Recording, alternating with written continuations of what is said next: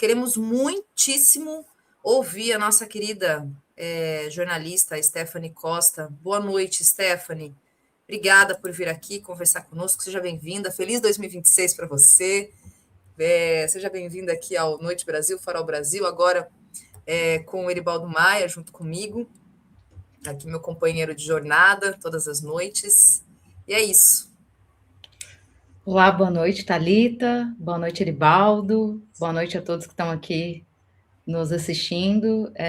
Boa noite, bom dia e boa tarde, né? Vai depender aí da hora que as pessoas vão assistir, né? Porque a gente sabe que fica gravado. Mas é um prazer estar aqui e poder trocar essa ideia com vocês. E pela primeira vez com o Eribaldo, né? Acho que eu nunca havia feito uma live aqui com ele. É um prazer estar aqui. Bom, então, eu queria começar, Stephanie, que eu já estou muito ansiosa para poder te ouvir, porque eu te acompanho, né, nas redes, acompanho seu trabalho, inclusive, né, as reportagens que você produz. E você esteve no final do ano na Venezuela, ali dias antes, inclusive, né, de ocorrer a invasão dos Estados Unidos, os assassinatos e o sequestro do presidente e da esposa do presidente Nicolás Maduro. Eu queria que você pudesse falar um pouco como é que estava o clima naquele momento, né? Nesses últimos dias, como é que nas conversas que você teve, os encontros, quando você estava lá produzindo as reportagens todas, o que se tinha mesmo de clima naquele momento? Bom, Thalita, nossa, aconteceram tantas coisas, né, daquele dia para cá, que parece que a primeira semana do ano, parece para mim que já tem umas 3 semanas, uns 3 meses já, em uma semana. Bom, eu estive em Caracas, né, na véspera do Natal, passei uns dias lá, fui fazer algumas reportagens sobre a situação, né, e por incrível que pareça, eu peguei um clima completamente festivo, né? Para quem não sabe, os venezuelanos gostam muito do período do Natal, né? Eles celebram com muita força e de uma forma bem diferente do que por exemplo, no Brasil ou até mesmo aqui, né? Nos padrões europeus. Então, eu pude vivenciar ali um clima de festa mesmo, de celebração. Claro que havia uma angústia, né? Porque a pressão dos Estados Unidos já era gigantesca, né? Se a gente começar a fazer aí o retrospecto, já havia aí os crimes, né, no Mar do Caribe, no Mar do Pacífico, mortes, né, de pescadores, de pessoas inocentes. Já tinha ali um bloqueio naval, né, que havia sido imposto, e também um bloqueio aéreo. Tanto que foi uma das dificuldades, né, que eu enfrentei. Eu tive que ir primeiro para Cuba, para depois ir para Venezuela, porque não havia mais voos diretos, né? Nem não tinha voo nem da Colômbia para Venezuela, do Brasil, muito menos daqui. Então eu tive que fazer essa ponte aí, que inclusive foi bom porque eu pude passar 2 dias em Cuba e ver também como que estava a situação lá. Mas na Venezuela, o clima, como eu te disse, era um clima de festivo, né? Só que existia, claro, a angústia, uma dúvida, né? Se o Trump atacaria o território venezuelano nas vésperas, né, do Natal ou do Ano Novo. Eu acho que que o marco, assim, o ponto que fez com que as pessoas fizessem assim, ufa, foi aquela coletiva que o Trump tinha anunciado, né, na Casa Branca e que havia aí boatos de que ele poderia decretar guerra contra a Venezuela oficialmente. E naquele dia ele sequer citou a Venezuela, né? Então foi meio que, vamos dizer assim, um certo alívio. Mas da percepção das pessoas, né, como um todo, e aí eu falo como um todo porque eu falei com trabalhadores, falei com empresários, com políticos, né? Estive na presença de um dos últimos eventos do Maduro, do presidente Nicolás Maduro, e o que eu pude perceber é que havia ali uma unanimidade no sentido de que o país precisava apelar para a paz. E isso eu incluo a oposição, porque a gente sabe, né, que se fala muito da extrema-direita, né, da Venezuela, a oposição da extrema-direita, que eu prefiro muitas vezes nem chamar de oposição, são golpistas, né? São pessoas de extrema direita.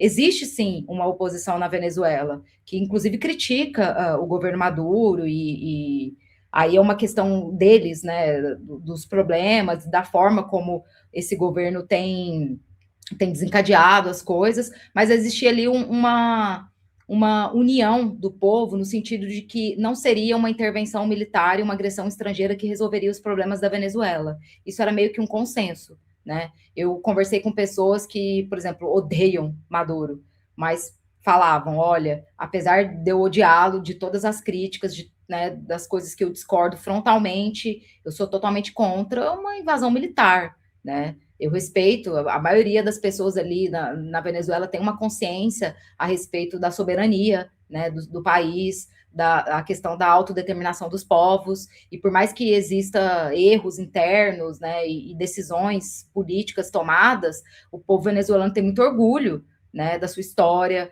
né, da sua libertação, da Revolução Bolivariana, né, do legado que Hugo Chávez deixou, né. Eu entrevistei também muitas pessoas que, por exemplo, não gostam do Maduro, mas são chavistas, né? Então, de forma assim, geral, existia ali uma expectativa de que a postura do Maduro, né, nas últimas semanas, de pedir pela paz, de dizer que a Venezuela era um país pacífico, que o povo venezuelano não tinha absolutamente nada contra o povo estadunidense, que a agressão partia dos Estados Unidos e não da Venezuela. Isso meio que criou ali uma certa, vamos dizer assim, uma esperança de que Trump e os Estados Unidos não atacassem. Mas, infelizmente, né, não foi isso que aconteceu. Um dia depois do Ano Novo, né, a Venezuela foi atacada de forma brutal, covarde, né, e criminosa, e que acho que vocês mesmos aqui já devem ter falado várias vezes, que rasga todos os direitos, rasga o direito internacional, rasga os direitos humanos, e é a diplomacia através da força, né? Porque hoje a gente tá mais que provado que o direito internacional ele vai ser guiado aí por quem tem armas nucleares, né? Quem tem força bélica, né? Acho que esse é um momento muito preocupante para quem defende a diplomacia, a paz, né? E outros meios aí de negociação. Olá, Stephanie, tudo bem? Tu falou algo que tem aparecido muito aqui no chat, que é justamente essa questão da fragilização, ou talvez derrocada, não sei como seria o certo, do direito internacional, dessas instituições internacionais, como a mais falada aqui é a ONU, né? O pessoal sempre fala para que serve a ONU e todo esse tipo de coisa que vem sendo acompanhada nesse debate sobre a completa ingerência da ONU em relação a esses conflitos, não só na Venezuela, mas em outros conflitos mundiais.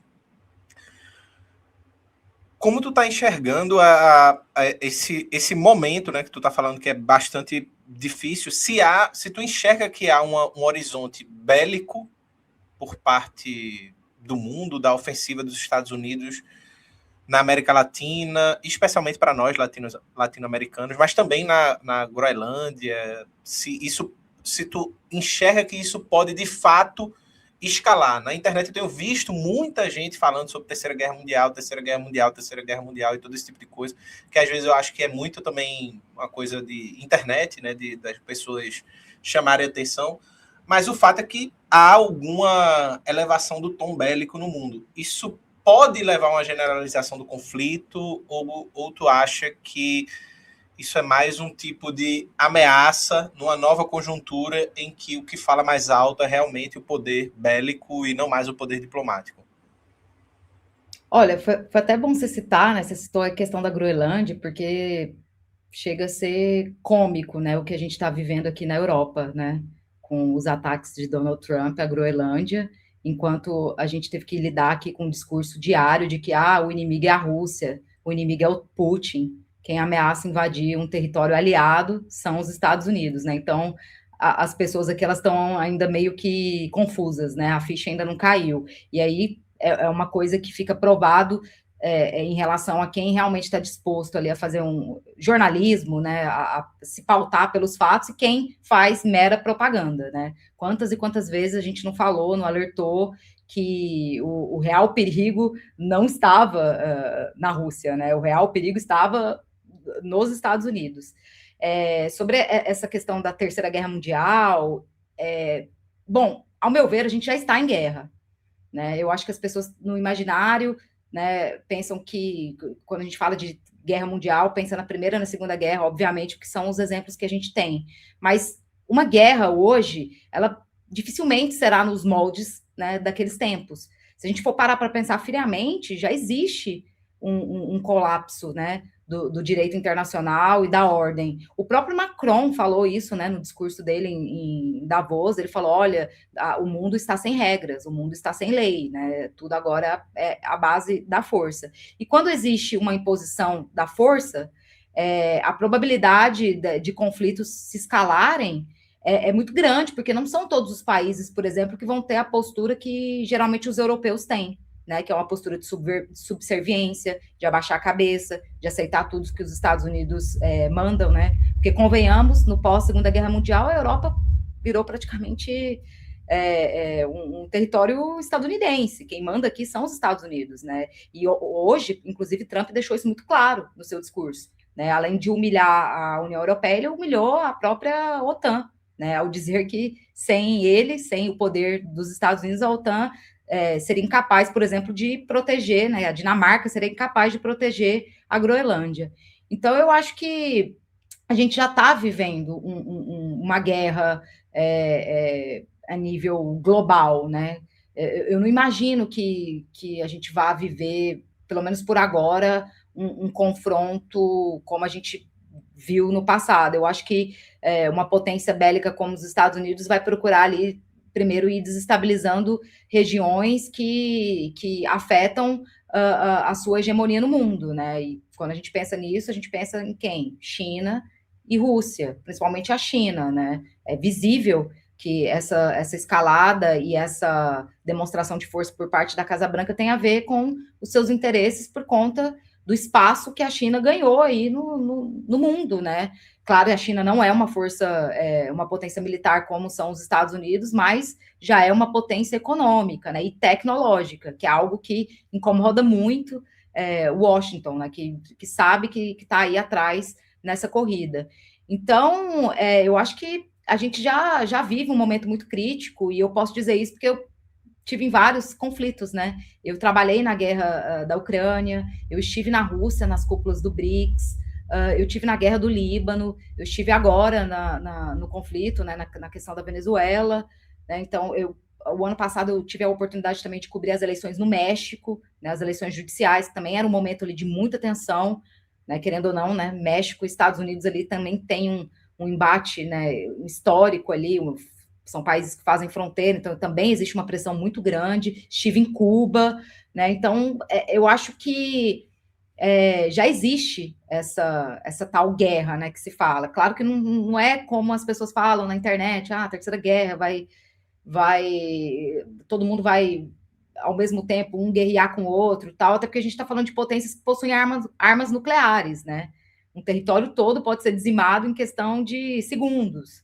Então, isso que é muito preocupante, né? Outra coisa que as pessoas não... Acho que muita gente ainda não está preparada para esse debate, mas eu acho que ele é de extrema importância falar sobre essa questão da proteção militar, né? O Brasil, por exemplo, é um país que é totalmente fragilizado, né, nessa questão da sua defesa. A gente tem aí um exército e forças armadas golpistas, né, que não tem nenhum sentido de patriotismo de fato, né, de proteção do seu povo. Pelo contrário, é um exército que massacra o seu próprio povo, que tenta, né, entregar o Brasil na primeira oportunidade que encontra. Então, acho que esse é um debate necessário, que deveria ser feito, mas que tem que ser de forma mais pragmática, né, nem sem tanta, vamos dizer assim, ilusão, né? Claro, cobrar as Forças Armadas e o Exército Brasileiro pelo seu passado, fazer com que eles paguem pelos crimes cometidos, mas, ao mesmo tempo, pensar numa reforma, né? Pensar numa estruturação, algo que, infelizmente, né, o atual governo, né, o governo Lula, não conseguiu fazer até o momento. Então, acho que é um momento, assim, de alerta, né, que a gente tem que procurar se defender, mas, ao mesmo tempo, buscar soluções próprias. Não vai ter nenhum salvador, né? Nenhuma pessoa que vai nos salvar, enfim. Acho que é mais ou menos por aí.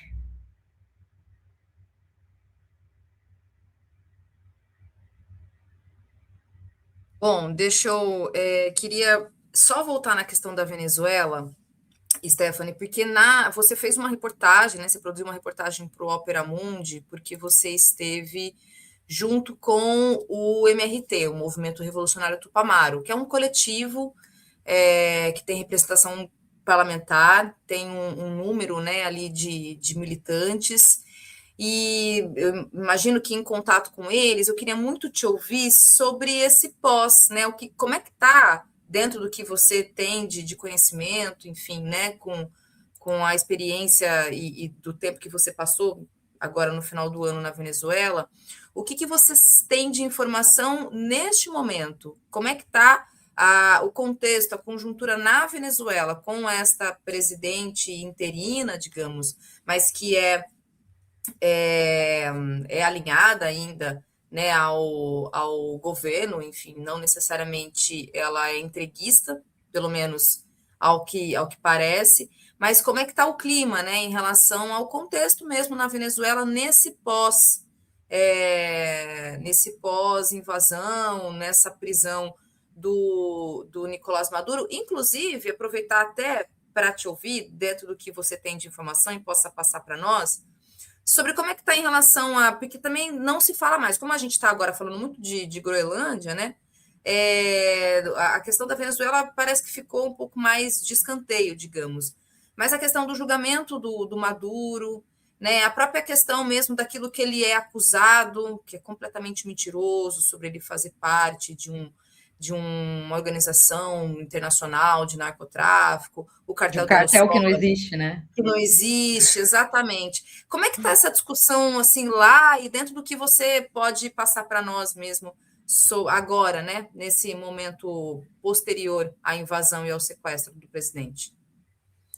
Então, no dia do ataque, foi assim, um momento de consternação, né? Porque apesar da gente ter uma ideia, ninguém está preparado para um bombardeio, né? As pessoas não têm noção do que é viver um bombardeio, né? Então, quando eu passei a conversar com as pessoas logo após as explosões, né, e o ataque dos Estados Unidos, existia ali uma tensão e um pânico, um medo generalizado e muitas informações desencontradas, né? Tanto que em alguns momentos a gente achava que o sistema de defesa aéreo tinha funcionado no palácio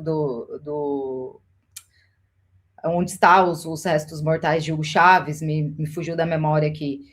E aí depois não, a gente ficou sabendo que nada funcionou, que a operação foi tão certeira que foi capaz de anular, né, qualquer tipo de defesa por parte da Guarda Bolivariana e da própria segurança do presidente Maduro, né? Tanto que vocês viram, 32 cubanos foram assassinados, né? Friamente assassinados, e a operação foi um sucesso no sentido de que estamos falando da maior potência bélica do mundo, né? Então é normal.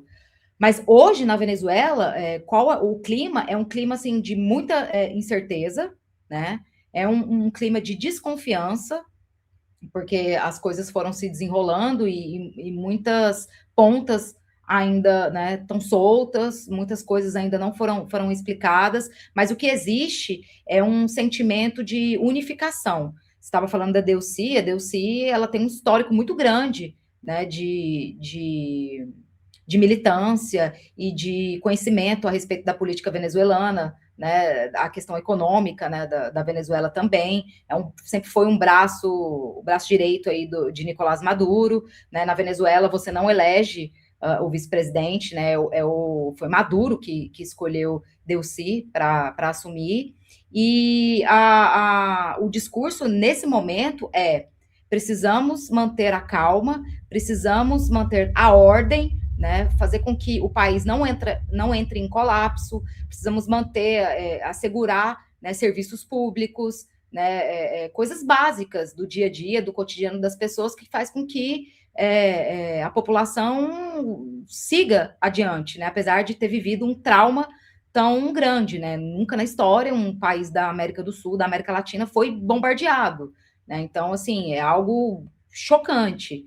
Mas, sim, existem dúvidas, né? Existem mais perguntas do que respostas, mas no conduzir aí do governo e da atuação, o que o governo da Delcy tem demonstrado nós estamos aqui, estamos preparados, né, para dar continuidade ao governo, mas sem, em momento algum, deixar de dizer que o presidente legítimo é Nicolás Maduro, o presidente está sequestrado, né? Nós estamos tendo que negociar praticamente com uma arma na cabeça, e não é fácil quando você, né, tem que negociar com o seu sequestrador, né? Então, imagina, as pessoas ficam criticando, mas está mantendo relações econômicas com os Estados Unidos, vai mandar barril de petróleo para os Estados Unidos. Gente, a Venezuela nunca deixou de negociar com os Estados Unidos. Pelo contrário, foram os Estados Unidos que cada vez mais foram aumentando as sanções, estrangulando cada vez mais a economia venezuelana, tanto que logo após o sequestro do Maduro, não sei se vocês se recordam, o Trump chamou uma reunião com as principais empresas de petróleo, e eles mesmos falaram naquela coletiva que eles saíram da Venezuela por conta das sanções que os Estados Unidos aplicou em cima da economia venezuelana, né? E isso, querendo ou não, dificulta o investimento em infraestrutura, né? Porque extrair petróleo requer investimentos, né? Um grande investimento. Então, assim, nunca houve uma paralisação de fato, sempre teve as negociações, né? E a Venezuela também sempre tentando buscar aí outras parcerias, né? Com China, com a Rússia, né? E também na questão da solidariedade. Hoje, Cuba está sofrendo uma situação muito complicada, porque dependia do petróleo venezuelano, né? A Venezuela fornecia petróleo. Quando vem aí o bloqueio naval, isso foi uma porrada muito grande, né, para Cuba. Poucas horas que eu fiquei no aeroporto de Cuba, na ida, a energia caiu 2 vezes. Depois, né, fui dar uma volta por Havana, e assim, era de partir o coração ver a cidade às escuras, né? Filas e filas de carros para tentar abastecer, regiões completamente apagadas, e quando você tem um problema com a energia, consequentemente você tem um problema com a água, enfim, são situações muito críticas, e que, infelizmente, a maioria dos analistas, principalmente aqui na Europa, finge que são meros detalhes, né? Acham que a situação crítica do povo venezuelano, né, a forte inflação e o êxodo de venezuelanos foi simplesmente por erros do governo, por erros internos, o que não é verdade, né? As sanções, os bloqueios econômicos impostos pelos Estados Unidos fizeram com que a Venezuela tivesse cada vez mais dificuldade para se reerguer. Entretanto, nessa minha última ida à Venezuela, eu pude ver um país que se voltou para a produção interna em várias coisas. O café, por exemplo. Hoje, a Venezuela tem mais de 50 mil agricultores, né, cadastrados no Ministério da Agricultura. Eles produzem café em 21 estados, né, e não só café, outros produtos, né, tentou, de certa forma, ativar a sua produção interna, e é um dos países que, se vocês olharem, mesmo com todo esse drama, né, imposto aí pelos Estados Unidos, todas essas imposições, foi um dos países que mais cresceu na América do Sul, né, e que conseguiu, por exemplo, se fortalecer na questão alimentar, né, se autoabastecer. Então, assim, a situação na Venezuela é uma situação complexa, não é fácil. Eles têm, sim, muitas coisas para serem resolvidas, mas são coisas que têm que ser resolvidas pelo povo venezuelano, né? São eles que têm que mirar, né, e decidir o futuro que eles querem para o seu próprio povo. Não acho que é uma intervenção estrangeira que vá resolver a situação, e isso é um consenso na maior parte da comunidade, exceto aí os golpistas, né, nível Maria Corina Machado, que, né, são pessoas, assim, deploráveis, que se humilham, que entregam o país no primeiro Nobel da Paz que encontra por aí. Então, eu acho que, nesse momento, o foco, tanto do governo da Venezuela como do próprio povo, é tentar manter a calma, tentar manter o país de pé, né, para, então, poder ir negociando do jeito que dá, né, tentar pedir e clamar pela libertação de Nicolás Maduro e Cília Flores.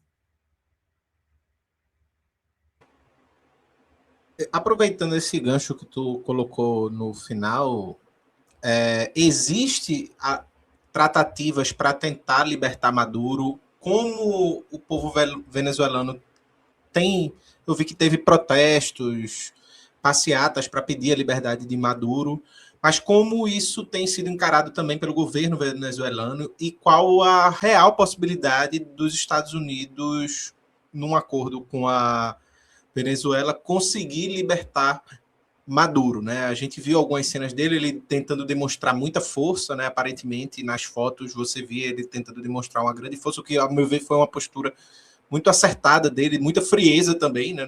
Todo mundo estaria completamente desesperado.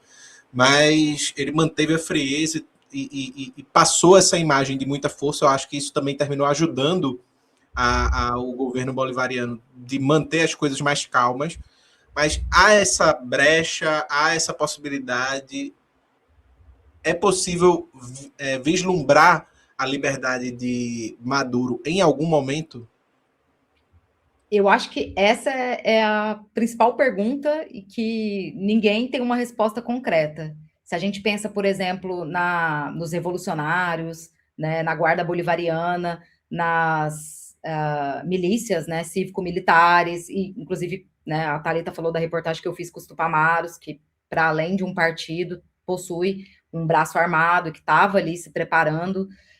Eu acho que isso é que vai definir, né, o futuro da Venezuela, se o povo venezuelano vai aceitar fazer tudo que Donald Trump quer para a libertação de Maduro, ou se os venezuelanos vão para a luta, vão para o embate para defender a sua soberania. E aí se fala muito da questão de uma guerra prolongada, que é outra. Eu fiz uma reportagem, entrevistei também uma liderança, né, de um movimento popular da Venezuela, e ele fala justamente sobre isso, que vai depender muito de como o governo vai responder às imposições, né, que a Casa Branca vai colocar aí.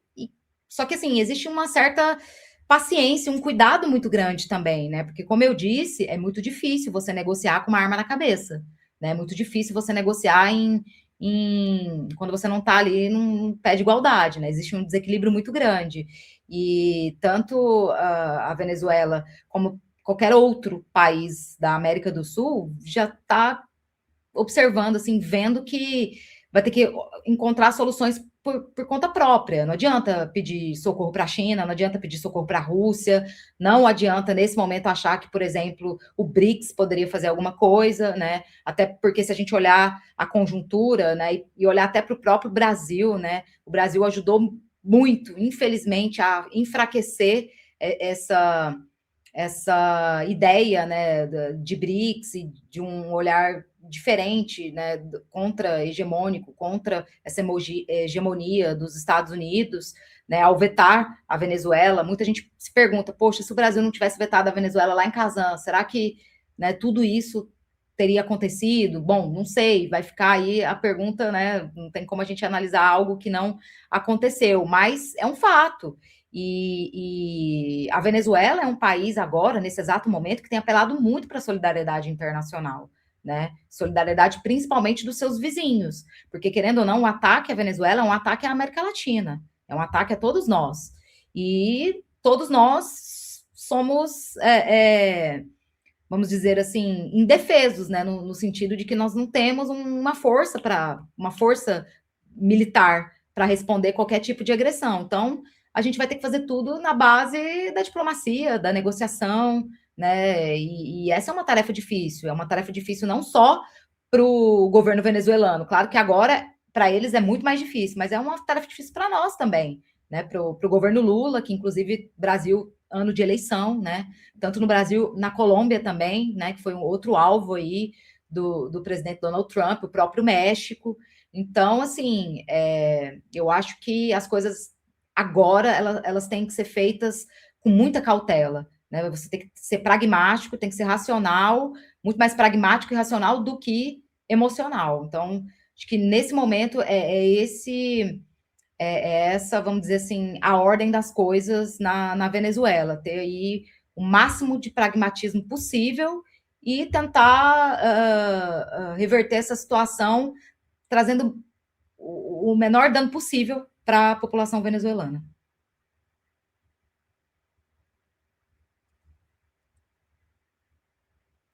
Tá muda. Tá sem áudio, Thalita. Agora sim. Eu queria te ouvir sobre Portugal. Eu vi que você também produziu uma matéria falando da prisão de pessoas ligadas a grupos neonazistas, né? Essa ascensão dessa extrema-direita também está em Portugal, inclusive você foi uma das vítimas de pessoas ligadas a esses grupos. E aí você justamente está falando dessa prisão, quer dizer, Portugal tem, pelo menos, né, por parte da justiça, do governo, de alguma forma, tem feito um enfrentamento a esses grupos. Este é um ponto. E o outro ponto que eu queria também te ouvir é sobre como Portugal, especificamente, tem se posicionado em relação a essa questão que a gente está vendo dos ataques do Trump à União Europeia como um todo, né? Você falou um pouco, mas falando de Portugal em si, né, dentro do que você está acompanhando. Eu vou começar pela última pergunta. O posicionamento de Portugal em relação à Venezuela, por exemplo, foi um posicionamento vergonhoso, né? O primeiro-ministro português, o Luiz Montenegro, bem como o ministro de Relações Estrangeiras, né, Paulo Rangel, praticamente endossaram ali o ataque à Venezuela com a desculpa de que os Estados Unidos estavam levando a liberdade para a Venezuela e livrando o povo de um ditador, né, um ditador sanguinário. Então, assim, foi uma postura lamentável que, inclusive, foi criticada por muitas alas da direita aqui em Portugal, né? Muita gente ficou, assim, surpreendido porque viu que podem ser os próximos, né? E aí a Groenlândia não me deixa mentir. Então, a posição do governo aqui foi, assim, bem vassala, e é algo, assim, que não é muita novidade. Portugal tem tido uma postura pró-Estados Unidos, assim, escancarada, de uma forma que beira a humilhação, sabe? Então, foi mais ou menos isso daí, é um posicionamento que, infelizmente, parece que o governo insiste em ter, né? Acham, como eu disse, que a ameaça ainda é a Rússia, né, o Putin, e não os Estados Unidos. E isso também tem muito a ver com a questão da guerra na Ucrânia, né, que é outro conflito, né, que teve, né, a Rússia invadiu a Ucrânia, mas por motivos diferentes do que a gente está vendo acontecer na Venezuela, né, que a gente está vendo, que a gente viu, por exemplo, a questão da Palestina. A questão da Palestina é algo que é sem precedentes na história, né, e na Venezuela é uma das coisas que eu pude ver, né, que me marcou muito, a solidariedade do povo venezuelano com a Palestina. É uma coisa, assim, bonita mesmo de se ver. Eu visitei o mausoléu de Hugo Chávez, e do lado da bandeira da Venezuela, né, tem uma bandeira da Palestina, em cima de onde estão os restos mortais de Hugo Chávez, tem uma bandeira da Palestina. Qualquer lugar da Venezuela que você vá tem alguma alusão ou homenagem aos palestinos, porque eles sabem que o que estão fazendo na Palestina é o que querem fazer na Venezuela. Então, o posicionamento de Portugal tem sido assim, né? Em relação à questão da Palestina, por exemplo, Portugal é um país que está completamente alinhado a Israel, né? Já falei aqui várias vezes de figuras, né, do governo, pessoas influentes que estão sempre tomando cafezinho e champanhe na embaixada de Israel, que endossam, né, a ideia de que o que Israel faz não é um genocídio, enfim, essas coisas assim meio absurdas. Agora, em relação à questão dos nazistas, né, ontem foi um dia histórico, né, 37 neonazistas foram detidos, né, numa operação chamada Operação Irmandade, que contou aí com a Polícia Judiciária, e esse grupo que foi, onde essas pessoas foram detidas, é um grupo chamado 1143, que é coordenado por Mário Machado, né, que é uma figura neonazista, vamos dizer assim, emblemática aqui em Portugal, né, ele tem um histórico bem extenso, inclusive ele está preso, né, e uma das coisas que fez com que a operação acontecesse é porque ficou, vamos dizer assim, pelo menos as investigações mostraram isso, né, de que ele estava operando o grupo de dentro da cadeia, e esse é um grupo que tem várias figuras, assim, lamentáveis, né, além de ter ligação com o Chega, né, que é o partido do André Ventura, da extrema-direita, existem filiados entre os detidos, né? É um grupo que já prestou apoio público a André Ventura por diversas vezes, inclusive agora, né? Porque o André Ventura foi para o segundo turno nas eleições presidenciais aqui em Portugal. Ele vai disputar com o Antônio José Seguro, que tem o apoio aí do Partido Socialista. E são figuras, assim, de alta periculosidade, né? Foram apreendidas armas.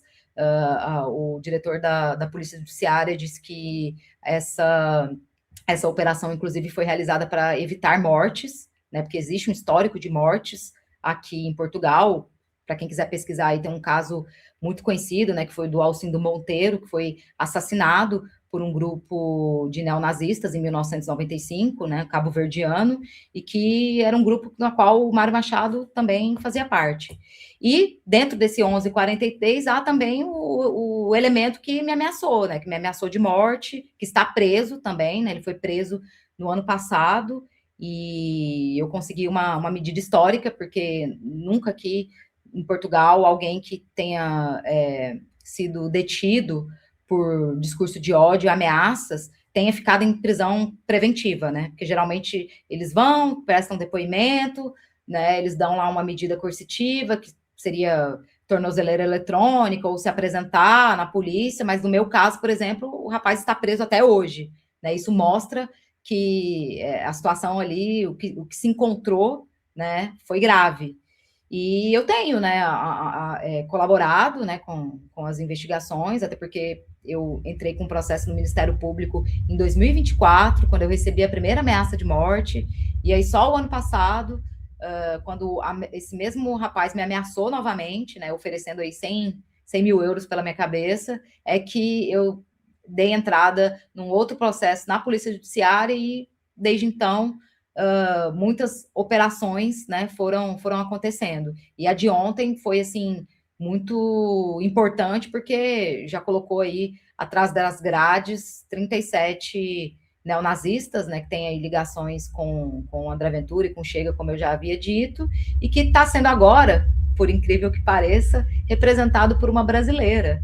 A advogada do Chega é uma brasileira, uma advogada do Porto, bolsonarista, né, que endossa o discurso de que, não são nazistas, né, são pessoas que são, ela diz que é um grupo de convívio, e que o Chega não é um partido anti-imigração, ele só quer que a imigração seja regular, né, regularizada, o que a gente sabe que não faz o menor sentido, é um projeto altamente fascista, né, infelizmente, no país do 25 de abril, né, o país que acabou de celebrar aí 50 anos da Revolução dos Cravos.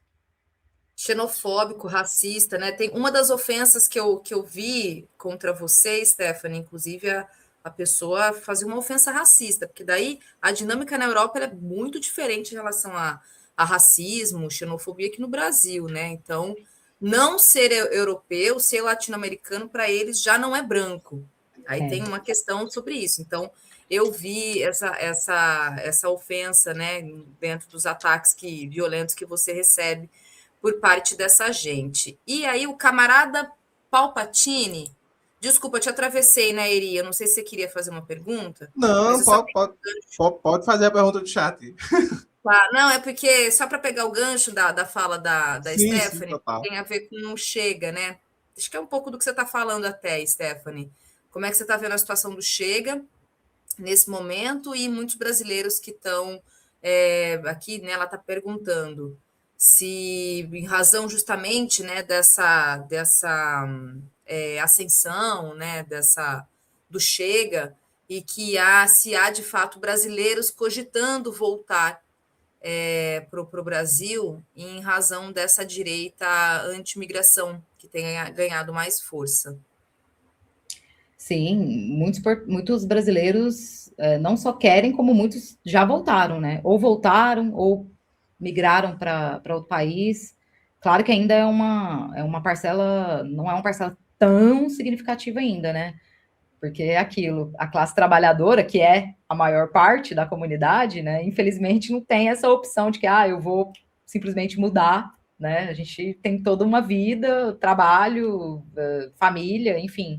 Mas sim, existe nas conversas, por exemplo, conversas de bar, né? Quando você fala com as pessoas, com as comunidades, a gente sente uma revolta, um desânimo, né? Uma vontade de deixar, porque não é só o discurso xenófobo e racista, que já é algo muito grave, né?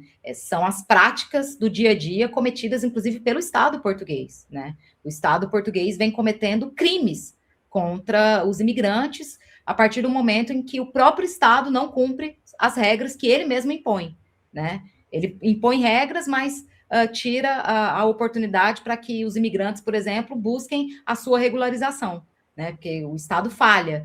Eu conheço pessoas aqui em Portugal que já estão há mais de 4 anos, 5 anos, tentando renovar a sua permissão de residência, que é algo que você vai, sei lá, em São Paulo se chama poupa-tempo, né? Dependendo da região do Brasil, muda o nome, mas em São Paulo, poupa-tempo. Você vai lá e renova o seu documento. Muitas vezes você sai com o seu documento ali na hora, né? Aqui não, aqui existe todo um entrave, né? E muito por conta da má administração, né? Por conta de problemas deixados pelo Partido Socialista, que foi governo durante muito tempo, né? E que, inclusive, o André Ventura e o Chega batem muito nisso, né? Tentam resgatar, falar, olha, os problemas que a gente está vivendo aqui hoje, muitos deles são heranças do Partido Socialista. E nesse ponto, né? Nesse ponto específico, de certa forma, ele tem razão, né? A ascensão da extrema-direita e a ascensão do fascismo em Portugal vem muito da falta da esquerda, né? De uma esquerda tímida, de uma esquerda que vota muito mais com a direita do que com a esquerda, né? Se você olhar as votações na Assembleia da República dos últimos anos e pegar especificadamente como o PS votou, você vai ver que muitas vezes o PS esteve ali ao lado do PSD, né, que é um partido do primeiro-ministro, partido de direita, esteve ao lado da Iniciativa Liberal, do CDS, que são legendas à direita. Então, hoje o que a gente vive aqui é algo assim muito grave, sem precedentes. A comunidade brasileira, e não só, né, a comunidade imigrante como um todo, sofre uma humilhação diária, né? São crimes que são cometidos assim todos os dias, né? Ao ponto de você não conseguir levar a sua vida, né? Tocar a sua vida. Você fica ali no entrave burocrático porque existe uma disputa política, né? Dentro das instituições. E querendo ou não, né? Nessas horas, o lado mais fraco é que acaba pagando, né? E ao contrário do que o André Ventura e esses estúpidos do Chega dizem todos os dias, né? Os imigrantes são os que mais sofrem. Os imigrantes não vivem de subsídio, pelo contrário, são os que mais contribuem para a previdência social do país. São os que mais trabalham, são os que estão praticamente levando esse país aqui nas costas. Tanto que se a gente fizer uma greve geral só de imigrantes, provavelmente Portugal vai parar, né? Porque Portugal hoje conta com trabalhadores em todos os setores, trabalhadores imigrantes, né? Claro que é mais aí no setor de serviço, né, de turismo, até porque Portugal é um país que sobrevive disso, que tem uma economia relacionada a isso, não é um país industrializado, né, que produz tecnologia. Mas se você olhar hoje, os imigrantes estão em todos os setores da sociedade. Então, acaba até sendo um tiro no pé, né? Você ir contra a imigração no momento em que se mais precisa dela. E aí é esse discurso rasteiro, que é justamente para não falar dos problemas reais, colocar aí uma cortina de fumaça e não falar do que realmente muda a vida do trabalhador, né? Muda a vida da classe trabalhadora. É o fascismo, né, gente? Oi, Stefano, uma coisa que eu ia te perguntar, que o pessoal fala muito dos brasileiros que apoiam o Chega lá em Portugal, né, como a advogada, né, que você falou aí do Chega, que é brasileira.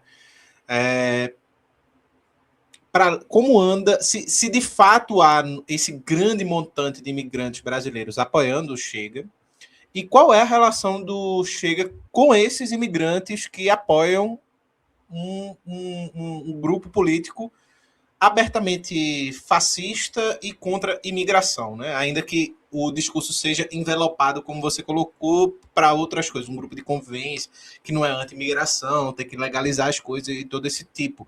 Se há uma justificação também de imigrantes que são bons imigrantes e maus imigrantes, e se isso está dentro dessa chegada de imigrantes que apoiam o Chega de alguma forma.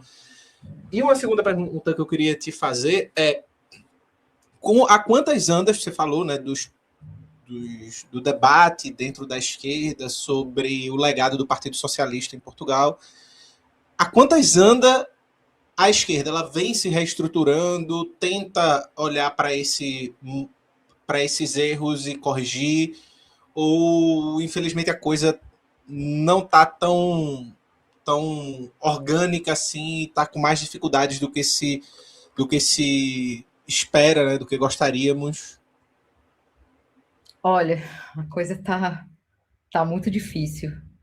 Tanto que nesse segundo turno, né, de uma forma assim, vamos dizer, histórica, o próprio PCP, o Partido Comunista Português, indicou, né, fez a indicação para que as pessoas votem contra André Ventura, né, contra o fascismo, ou seja, automaticamente está pedindo voto para o José Seguro, que é uma figura que é historicamente muito mais ligada à direita do PS, né, porque o PS também tem sua divisão, né, é um partido, vamos dizer assim, social-democrata, de centro, mas que tem uma ala muito mais à direita, e uma um pouco mais ali centro e social-democrata. Então, o Antônio Seguro, ele é uma figura mais ligada à parte à direita, né? Mas a situação é tão grave que as forças de esquerda, né? E aí eu digo todas elas, estão aí indicando o voto no candidato apoiado pelo PS,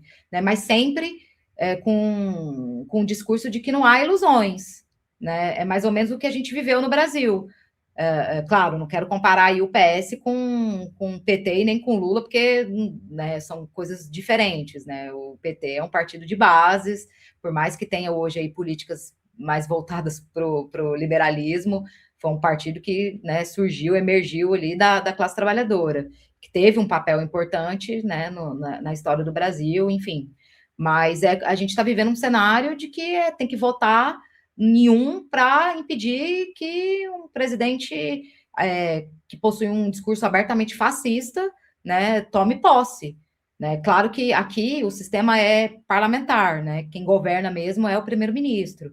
Mas o primeiro-ministro, Luiz Montenegro, ele já deixou bem claro que não vai fazer nenhum tipo de campanha, né? Porque o seu candidato, inclusive, amargou a 5ª posição nas eleições, amargou a 5ª posição, foi uma derrota para o governo, né?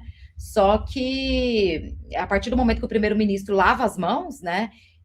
Ele, querendo ou não, está endossando a possibilidade de ter aí um presidente como André Ventura, né? E desde os 2 governos, né, do PSD, porque o parlamento aqui já caiu 2 vezes, né? A gente foi para 3 eleições em menos de 3 anos, que é um outro poder que o presidente da República tem. Ele tem o poder de dissolver a Assembleia, né? Então, se a gente olhar o cenário hoje, se você pega o parlamento português, a maior bancada, né, as maiores bancadas são a direita, inclusive a do Chega, que de 2019 para hoje saiu de 1 deputado, que era o André Ventura, para 60. Então, assim, não é maioria, mas se junta Chega e o PSD e a Iniciativa Liberal, né, se juntar essas 3 bancadas, eles conseguem passar o que eles querem, né? E para, por exemplo, ter uma mudança constitucional, né, mudanças da Carta Magna aqui, das leis, você aprova no parlamento e manda para a presidência da República. E aí a presidência da República pode mandar de volta para o Tribunal Constitucional, né, caso encontre alguma inconstitucionalidade, pode vetar ou pode aprovar. E o André Ventura já deixou claro, né, por diversas vezes, que o objetivo dele é mexer na Constituição, né? Eles já fizeram algumas alterações, principalmente em relação à lei dos imigrantes, à lei da nacionalidade, que é uma lei que está parada, né? Provavelmente vai ser discutida depois das eleições, e que pode aí colocar a própria democracia, né? A democracia, mesmo que burguesa, a democracia em risco, né? Então, a gente está num momento muito delicado, né? Eu acredito que todas as forças da esquerda, até mesmo uma direita liberal, mas com um pouco de consciência, né? Uma social-democracia também vá votar aí no seguro, mas vai ser uma briga dura, né? Vai ser uma briga dura, porque a gente sabe que o PSD é o antigo partido do André Ventura, né? Ele saiu do PSD, tanto que ele funda o Chega, porque ele viu que no PSD ele não ia conseguir disputar, né, com os grandes figurões da política portuguesa, e tem uma ala ali que apoia, né? E quando o primeiro-ministro Luiz Montenegro diz que não vai fazer campanha, ele simplesmente está lavando as mãos e falando, façam o que vocês acharem que deve ser feito.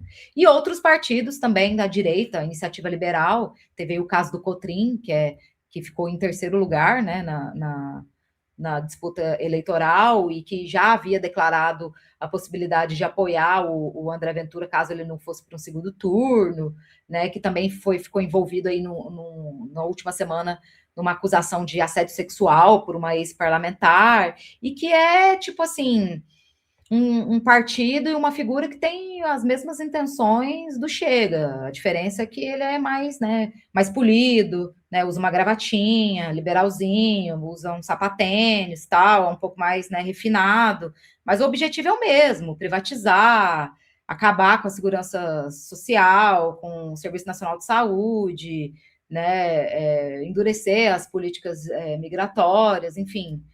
A nossa situação é muito difícil, é muito delicada, mas eu espero, né? Existe aí uma chance de se reverter essa situação. Temos que aguardar, né? Ver o que vai acontecer.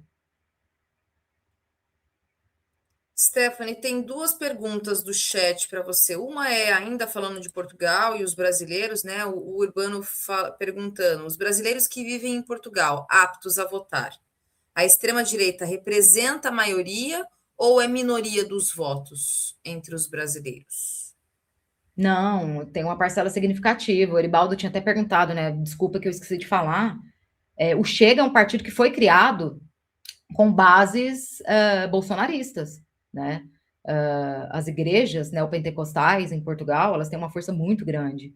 E a criação do Chega, né, eu até indico aqui para quem tiver curiosidade de se aprofundar, eu fiz uma reportagem, eu publiquei uma matéria na Jacobin.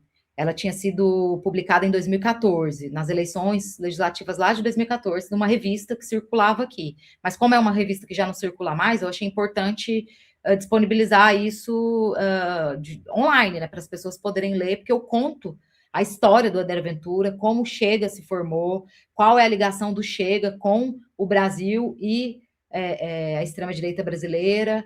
Então, assim, o Chega ele foi criado muito através dos mesmos métodos do bolsonarismo, grupo de WhatsApp, compartilhamento de notícias falsas, instrumentalização de cultos religiosos, né, para colocar ali a ideia, né, na cabeça dessas pessoas, porque, querendo ou não, o imigrante, quando chega aqui, ele chega de forma vulnerável, né, e aí é um momento que essas igrejas, de certa forma, abraçam essas pessoas, né, oferecem aí um sentido de, vamos dizer assim, dignidade, né, e aí acaba virando uma pessoa mais fragilizada, né, na hora do discurso.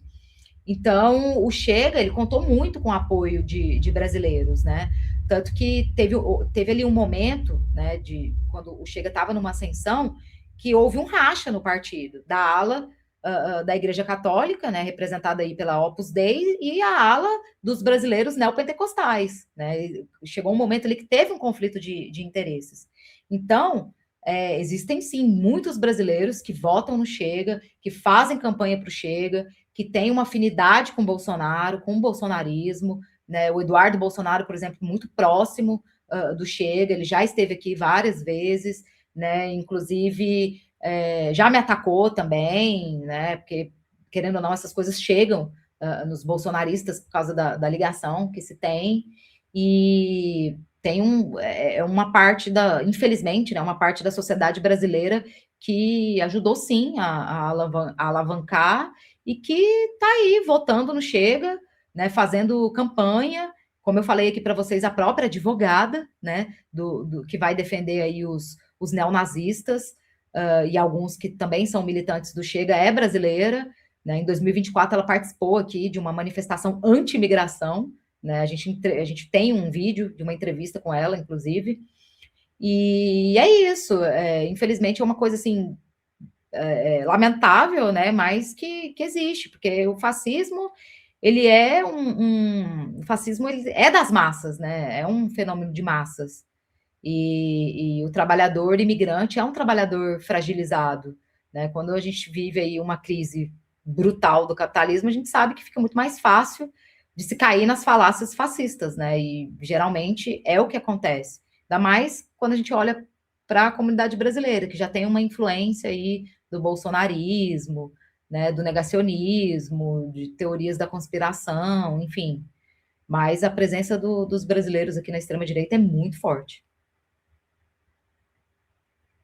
E sobre Venezuela, a Mônica Gonçalves, Stephanie, ela pergunta: e as comunas? É real a participação da população e a produção de alimentos? É real, gente, é muito real. Eu sei porque eu vi de perto, eu visitei algumas, lá no o bairro histórico, né, o 23 de Janeiro, que é um lugar emblemático. Ali, as comunas, elas trabalham ativamente em prol da população. Eles fazem assembleias sempre, né, escolhem um representante, entregam as demandas para o governo central, tanto que quando eu estive na Venezuela, eu peguei uma dos últimos congressos, né, dos últimos eventos de Nicolás Maduro, que era justamente para receber essas demandas da população, né? E é isso, é uma auto-organização que ajuda nas coisas mais básicas do dia a dia, alimentação, saúde. Na Venezuela, por exemplo, você está caminhando pelas ruas de Caracas, é comum, principalmente nos bairros mais periféricos, você vê farmácias populares. Ao invés de você encontrar um carrinho de cachorro-quente, você encontra um carrinho com remédios populares, onde as pessoas podem ir lá retirar. Na Venezuela existe muitas rádios comunitárias também, eles têm esse sentido de comunicação popular, né, centros de saúde,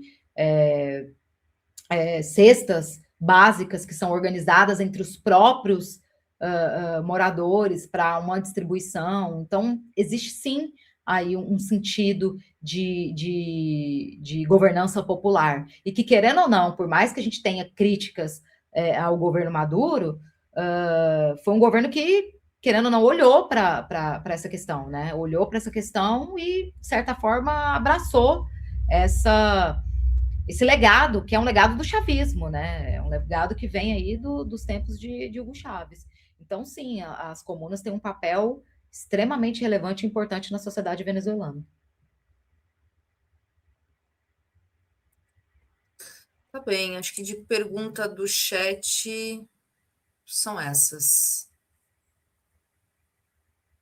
Eri, eu não sei se você quer. Eu vou fazer uma pergunta que o pessoal falou no chat e que eu, como uma pessoa que gostaria de um dia, quem sabe Deus, conhecer Portugal, se realmente a situação, né, a gente viu, você relatou vários casos, você mesmo foi vítima de agressões, de violências contra imigrantes, se isso que tem escalado, né, quem acompanha o trabalho vê isso, se o clima tem piorado realmente significativamente e se realmente está ficando perigoso para o imigrante brasileiro estar em Portugal, se o contexto político, social tem realmente deixado, tanto para o brasileiro que quer morar, quer visitar, se realmente tem deixado a situação muito perigosa, né?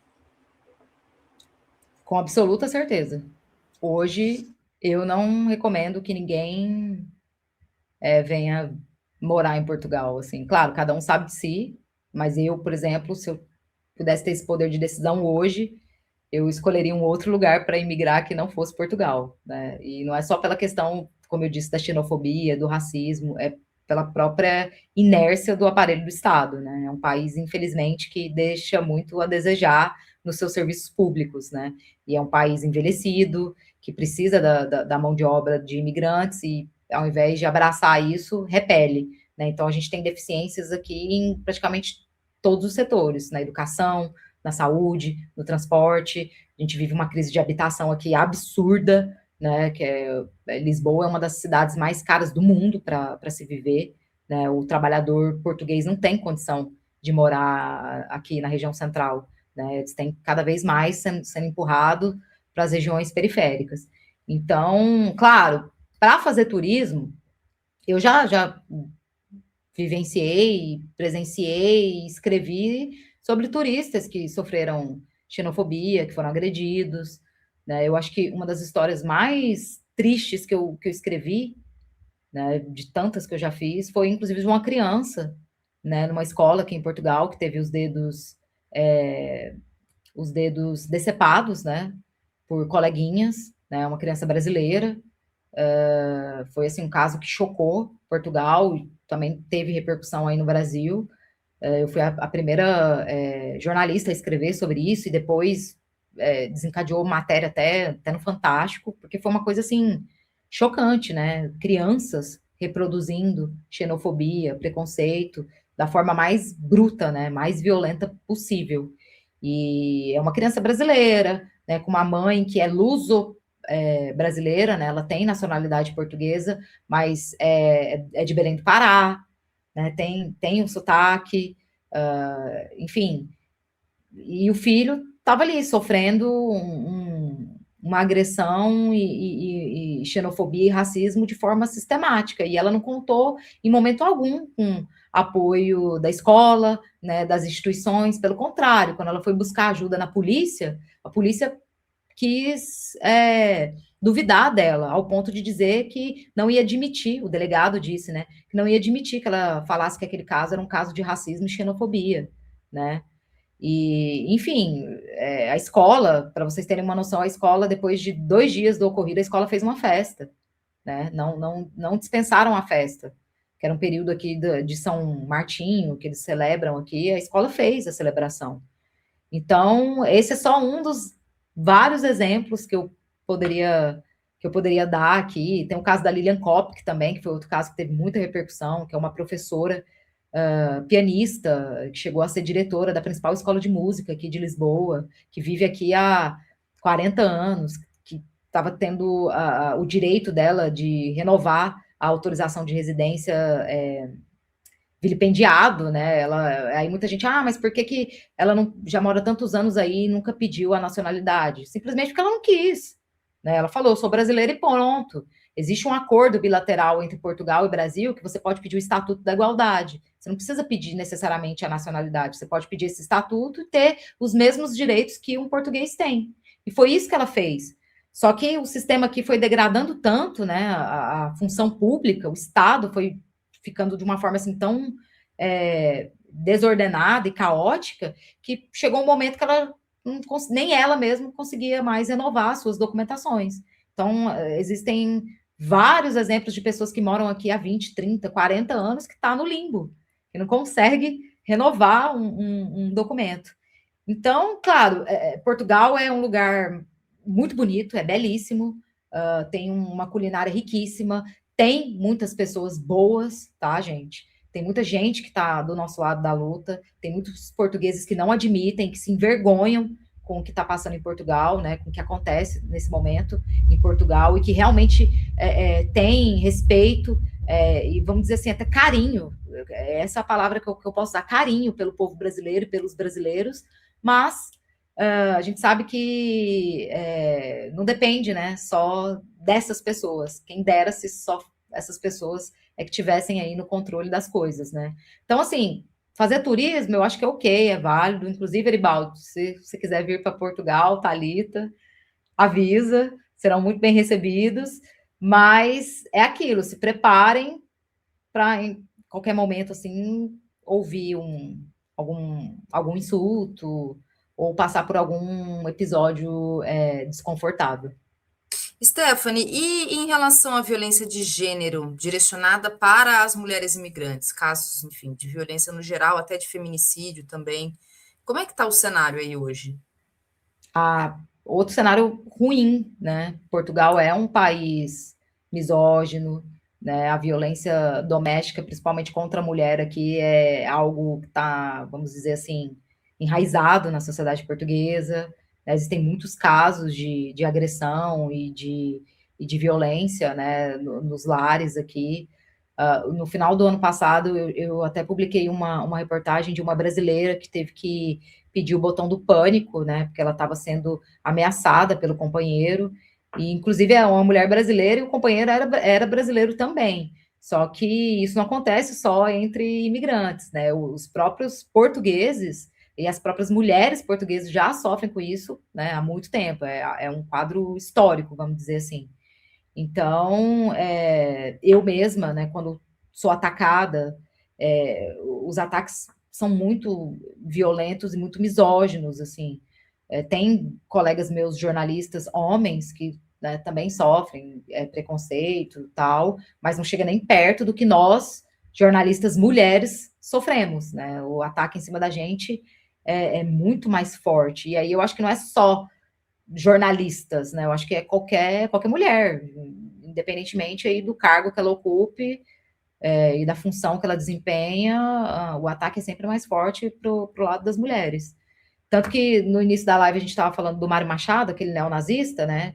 Que é uma figura que já ameaçou muitas pessoas aqui, já proferiu ofensas contra a minha pessoa e que foi preso pela última vez por ofender e por ameaçar uma mulher, né? Uma militante aqui do partido de esquerda, né? Ela entrou com processo, processou, ganhou e conseguiu colocá-lo atrás das grades novamente, né? Porque ele já foi preso várias vezes, ele tem vários crimes nas costas, né? E agora provavelmente a pena dele deve aumentar por conta da operação que foi realizada ontem.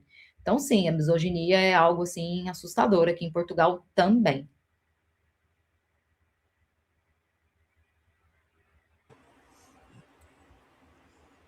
Bem, você está na capital, né, Stephanie? Você vive na capital. Vivo, estou em Lisboa. Muito bem. Não conheço a Lisboa. capital. Inclusive, Conheço, Lisboa teve algo muito curioso aqui, Thalita, no mês passado, que foi a festa da torcida do Corinthians. Você tem que ver. A torcida do Corinthians tomou as ruas de Lisboa para comemorar o título da Copa do Brasil. Olha só. É um estado do Brasil mesmo. Tem a brincadeira que fala, né, da Guiana brasileira, né? Se for fazer parte de uma região, é do Nordeste, que está mais perto da gente. Pernambuco em pé, né? Que eles falam.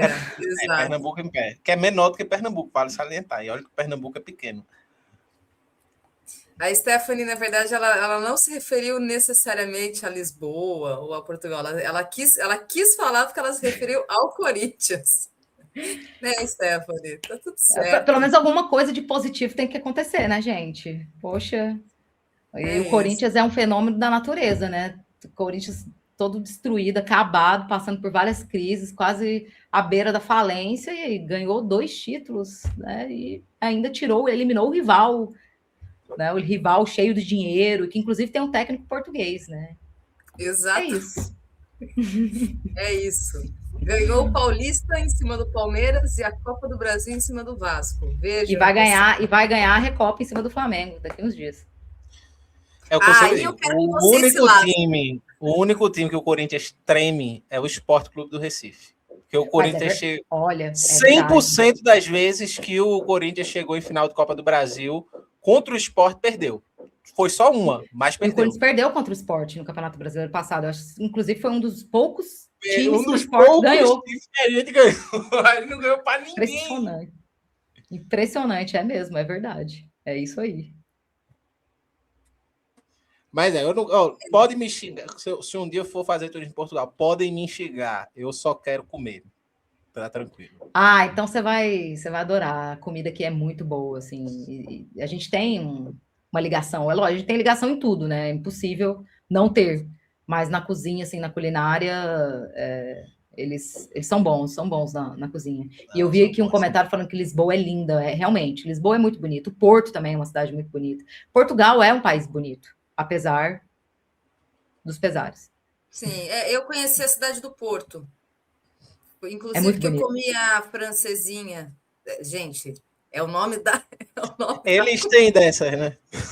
é o Francesinha. nome Eles da têm cozinha, muitas gente, pelo amor dessas. de Deus. É Não, francesinha ou é francês? É francesinha mesmo, é no diminutivo, né? Isso, E francesinha. eu não lembro mais como é que é isso. É um prato, que é Pão, um molho, um pão com molho, enfim. É uma, né? é uma comida típica É portuguesa, né, verdade. E Stephanie? muito, muito forte no Porto, né? É uma comida tradicional do Porto. Você comeu a francesinha no lugar certo. Ah, tudo o bem. português nunca fez uma quinta série, né? Ele pula essa etapa da vida dele. Com certeza, gente. E aqui, muitas coisas, muitas palavras que têm um significado no Brasil, aqui tem outro. E aí é E o uma coisa que você vai brasileiro não pegando com tem o tempo. maturidade. Não, Não não tem tem. nenhuma, É nenhuma. isso mesmo. Exatamente. Tá bem, Stephanie, olha, eu te agradeço, obrigada, né, mais uma vez. Certamente você vai voltar para a gente continuar falando. Você que está aí, né, como você disse, né, esteve em vários lugares aí no último ano, né, nos últimos tempos, inclusive para até vir aqui dizer que, olha, de alguma forma a gente já está em guerra, e é verdade, né? Então, É a verdade. ver aí os próximos episódios da nossa realidade. Obrigada mais uma vez, e é isso. Até a próxima. Valeu. Valeu, Obrigado, Stephanie. eu que agradeço o convite. Até a próxima. Tchau, gente. Boa noite. Tchau, Valeu, tchau. Stephanie. Tchau, tchau.